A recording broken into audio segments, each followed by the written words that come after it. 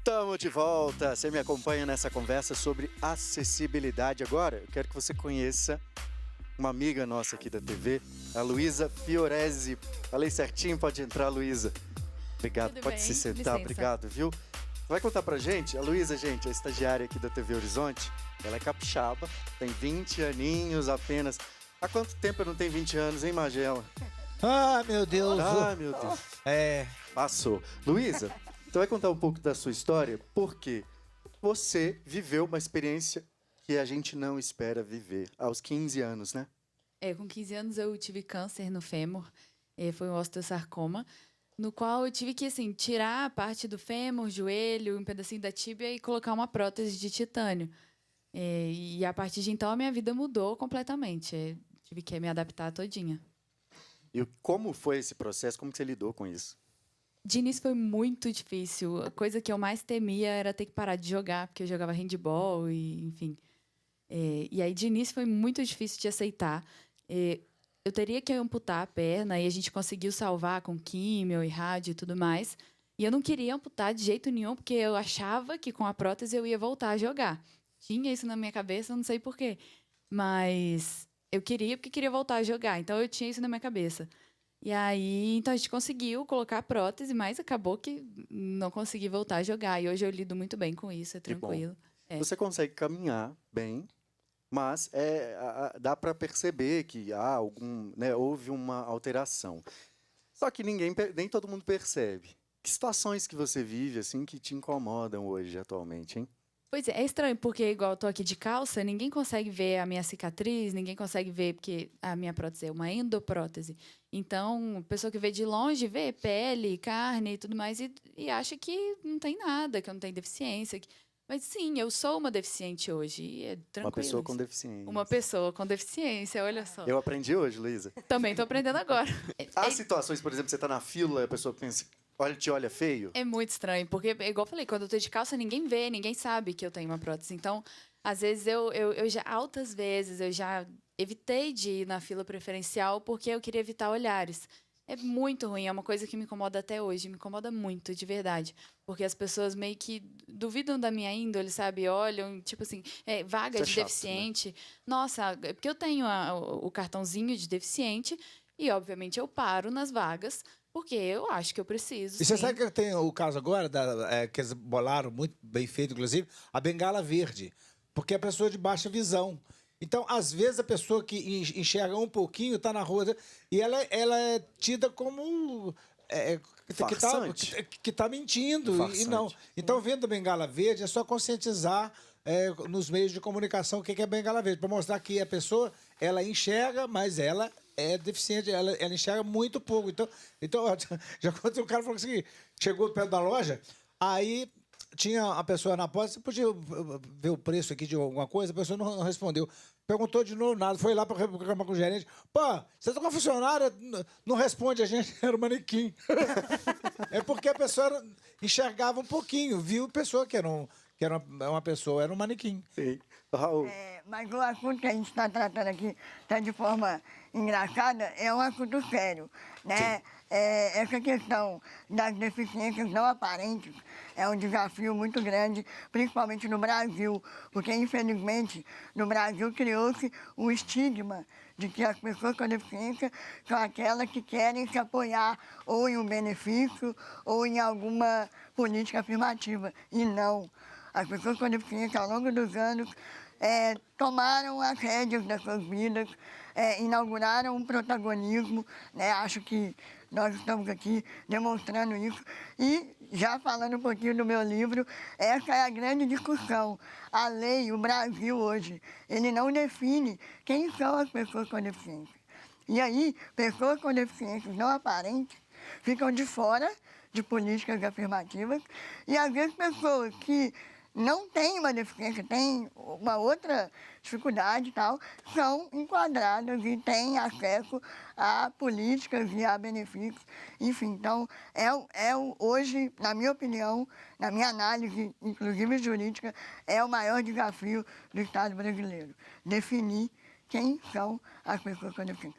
É muito múltiplo, vai ser muito difícil, mas é melhor do que nós ficarmos ou com medo de, né, nos declararmos, ou, infelizmente, sabido, beneficiando pessoas que não são com políticas voltadas Perfeito, para Raul. pessoas. Ana Maria, você queria falar? Sim, é interessante isso que o Raul falou, porque eu demorei muito tempo para me aceitar como pessoa com deficiência.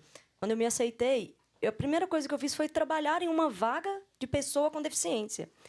E eu não conseguia, é engraçado, né? Eu trabalhava em vaga de pessoa com deficiência, o meu laudo médico estava correto, tudo certinho, mas eu não conseguia comprar carro. E o carro, para mim, é uma necessidade. Então, eu só fui conseguir comprar o carro com isenção, que é um direito, né, da pessoa com deficiência, após a minha última cirurgia, onde, infelizmente, eu tive uma consequência da cirurgia, foi a perda do movimento do pé esquerdo. E aí, como eu não conseguia mais pisar na embreagem, eu tinha que dirigir carro automático, eu consegui a isenção, só que eu tive que tirar carteira de novo. Eu tinha que provar que eu tinha dificuldade para dirigir. E já passei muito por isso que a Luísa passou, de estar nas vagas e... É uma burocracia preconceituosa nesse caso, né? Muito, extremamente preconceituosa. Assim, eu tive que ir com um carro manual, fiz um exame, mostrei para eles que eu tinha dificuldade e, posteriormente, eu fiz o exame de rua de novo, no carro automático, para conseguir ter a minha carteira de novo. Senão, eu não poderia dirigir, sendo que é necessidade, né? Com certeza, E isso só complementando, isso só acontece porque existem várias normas, muitas normas, e cada uma define de um jeito, e a norma que deveria regulamentar isso de forma nacional define de forma vaga. Então, às vezes, para uma secretaria de saúde, você se enquadra. Para uma de transporte... Raul, o Magela disse, né, que deveria haver profissionais cegos fazendo aí a estruturação, a arquitetura e o urbanismo da Sim, cidade. ajudando, assessorando as pessoas certas, porque... E a coisa é tão grave. O que tem de cegos e deficientes, em geral, em cidades do interior, que os pais tratam como bichinho do mato, porque desconhecem o potencial que eles têm. Então, o que tinha que acontecer é as prefeituras pegarem as professoras para virem às grandes cidades e aprender a tecnologia, o comando de voz e tudo mais, e levar para a cidade, para ensinar os pais e, por consequência, os empresários, para no futuro, dar emprego para essas pessoas. Sim. E junto aí nesse raciocínio, eu diria que a justiça brasileira precisa de mais pessoas como você, viu? De pessoas que entendem a questão. Isso não é um privilégio, né, gente? Pelo amor de Deus. A gente está falando aqui de adultos, né? Porque só temos adultos, mas eu sou musicoterapeuta também, minha formação. E quando a gente fala em criança, muitas vezes os pais precisam de uma redução da carga horária no trabalho ou alguma coisa do tipo, ou a criança precisa de uma pessoa que fique acompanhando ela na escola, e é uma burocracia gigantesca. Muitas vezes precisa realmente chegar ao ponto da discussão ser levada à justiça, entrar com um processo realmente judicial para conseguir esse direito. Então, precisa realmente haver uma briga, uma luta para que esse direito seja assegurado. Então que tenhamos mais arquitetos aí discutindo a nossa cidade, arquitetos com deficiência, e tenhamos mais juristas com deficiência, porque assim a nossa justiça vai ficar mais, eu diria, verdadeira, mais honesta, né? E o lema é nada de nós sem nós. Né? O Claro. lema da pessoa com deficiência é esse. Claro. Ainda tem- Nada sobre nós sem nós. Tem que tá E presente. chega o absurdo do deficiente, às vezes ele presta concurso público, passa, e quando vai trabalhar, coloca ele como atender telefone. Ou então deixa num cantinho, não acredita que o cara passou naquilo que vai conseguir fazer. Eu, quando fui querer trabalhar em rádio, você quer trabalhar em rádio se você não enxerga? Eu falei, mas eu falo com a boca. Então não dá para entender umas coisas, né? Com certeza, é complicado. Vamos falar disso daqui a pouquinho, porque agora a gente vai ouvir mais um pouco de música. Por falar em verdade, a próxima canção, também de autoria da Andressa, Verdade.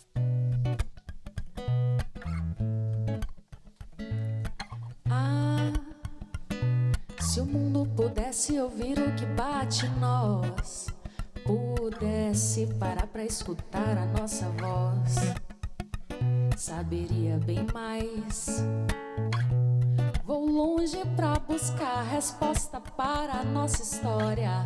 Vou longe pra encarar o barco da nossa memória. Vou longe pra buscar resposta para a nossa história. Vou longe pra encarar. Vou em frente mesmo que bata de frente com o muro. Vou saltar e ir mais além. Vou em frente mesmo que bata de frente com o muro. Vou saltar e ir mais além. Me deixa cantar. Me deixa deixar de ser o que não quero ser. Verdade que bate em nós, verdade que é nossa voz, verdade que tem de ser e será.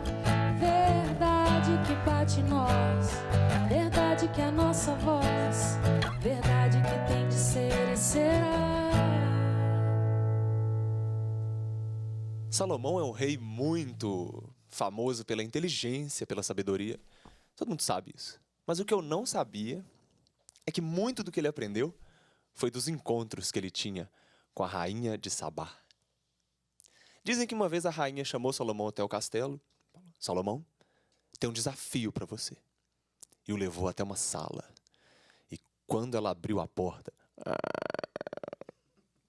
a sala estava tomada por rosas vermelhas, do chão até o teto, e um perfume. Ele então falou: nossa, incrível a paixão da natureza. E ela: te peguei, não é natureza não. Essas rosas que você está vendo aqui não passam de uma mistura de papel, perfume e tecido. Foram feitas pelos melhores artesãos do meu reino. Só uma, apenas uma, é verdadeira. E o seu desafio é descobrir qual é. A rainha disse isso e saiu. Ele então ficou diante daquela situação, meu Deus. Mas o rei era muito observador. Olhou no entorno e descobriu uma janela. Ele foi até lá, abriu essa janela, sentou no meio da sala e esperou. Conta a história que em algum momento entrou pela janela um inseto. E adivinhem, para onde esse inseto voou direto? Para a rosa. E foi assim, dizem que foi uma abelha. E foi assim que Salomão descobriu. Mas a rainha chegou para conversar com ele depois. Sabe, Salomão, realmente, deve ser muito difícil ser como você. Tão observador, paciente. Mas eu acho mais difícil ser como a abelha, que vai direto ao verdadeiro sem duvidar. Porém, o que eu mais gosto, o mais bonito, é sermos, cada um de nós, a rosa verdadeira. Verdade que bate em nós, verdade.